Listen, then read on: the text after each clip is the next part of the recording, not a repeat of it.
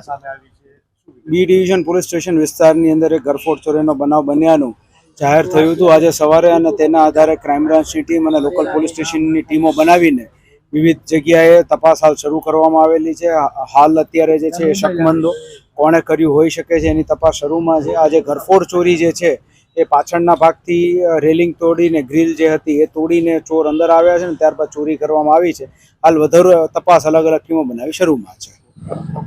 જોહાણ દિનેશભાઈ, ઘરને આજે ચોરીનો બનાવ છે, શું સમગ્ર વિગત છે? રાતના અમે બહાર ગયા હતા ઘરના બધા, ને સવારે આવ્યા 6 વાગે તો ઘરના તાળા તૂટેલા હતા અને સામાન વેરવિખેર હતો.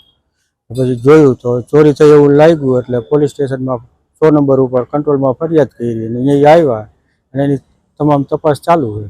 કોણ મકાનમાં રહેતું હતું કાકા? મારા નાના ભાઈના ઘરના ને છોકરો ને એની દીકરી, 3 વ્યક્તિ.